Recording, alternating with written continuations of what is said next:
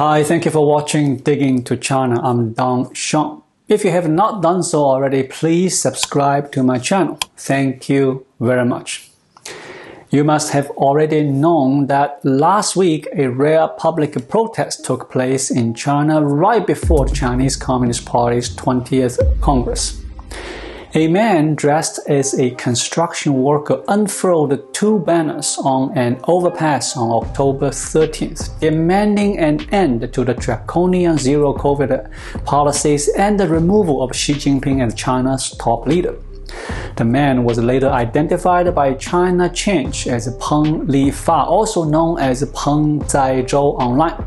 China Change is an information platform on human rights, the rule of law, and the civil society in China. Peng wrote on one of the banners, "We don't want PCR tests, we want to eat. We don't want lockdowns, we want freedom. We don't want lies, we want dignity. We don't want the cultural revolution, we want reform. We don't want a leader, we want voices. We don't want to be slaves, we want to be citizens." On the other banner, Peng advocated strikes by students, teachers, and workers. He also demanded the removal of Xi Jinping, whom he called a dictator and a traitor. Peng unfurled the banners over Sitong Bridge in Haidian district of Beijing, which is home to several prestigious Chinese universities, including Peking University and Tsinghua University, and is close to Zhongguancun, China's Silicon Valley. Peng didn't hang the banner in the dark night, rather he did it in the broad daylight. He even burned tires to generate smoke to attract the attention of passers-by and used a loudspeaker to broadcast the message on the banners. Smoke over bridge has a special meaning in Chinese culture. Smoke signals were used by the Chinese in ancient times to give warnings about an approaching enemy. Beacon towers were built throughout the Great Wall of China to watch enemies and pass military messages. If intruders approached, soldiers on the tower would create smoke in the daytime and light a fire at night to warn their troops. They are the oldest but an efficient telegram system of China.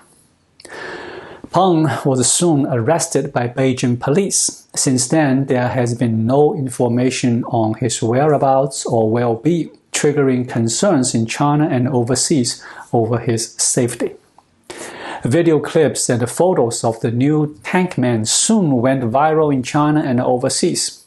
The Chinese regime acted swiftly to block information on the protests spreading online. Additional sensitive words have added to the regime's already expensive online censorship efforts.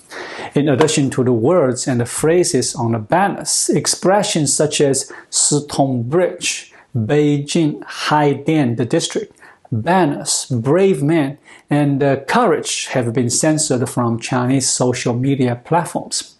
People sharing photos and videos of Peng's protests have found their social accounts terminated or banned. The phrase, "I have seen it," has also been banned on Chinese social media after people started using it to refer to the protest.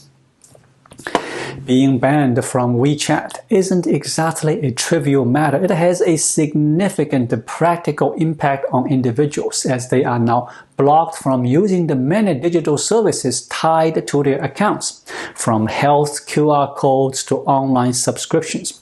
It takes days, if not weeks, to re-establish their digital connections with a new account. The mass suspension also has an effect on society as a whole.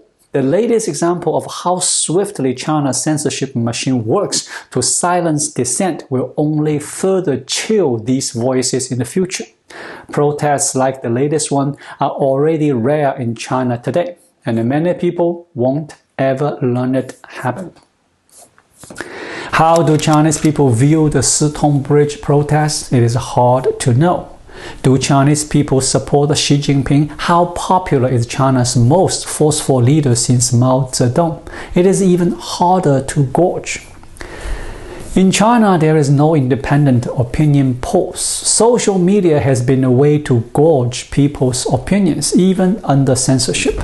But now, it is essentially impossible to search for viewpoints about Mr. Xi or other senior politicians other than lavish praises. Even searches for public sentiment about Mr. Xi's famous wife, folk singer Peng Liyuan, yield nothing on most platforms. Some of the country's most popular social media platforms return blank pages in response to searches for the 7 leaders of the Politburo Standing Committee, which includes Mr. Xi and Premier Li Keqiang. Others provide links to state media reports promoting a controlled narrative. It is easier to find views on President Biden or U.S. Secretary of State Anthony Blinken than anything about the men who run China.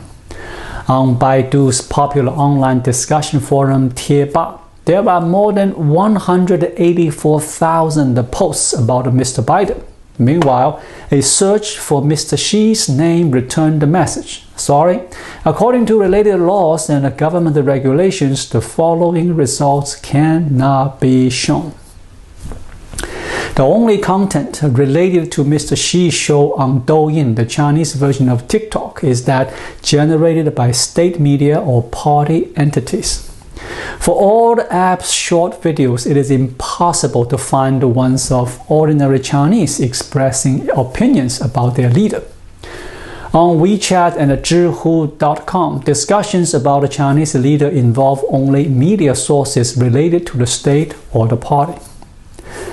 That being said, censored or not, social media isn't a good representation of Chinese society, because its users are mostly younger, educated, white-collar professionals, and social media is a public space, albeit a virtual world. Many users are still afraid to speak out their mind. In private, such as over a dinner, many Chinese can and do express their true thoughts. But who can conduct polls over so many dinner tables? Thank you for watching. Please leave a comment and subscribe to my channel. Just click the subscribe button right here. I'll see you again shortly. Until then, be well.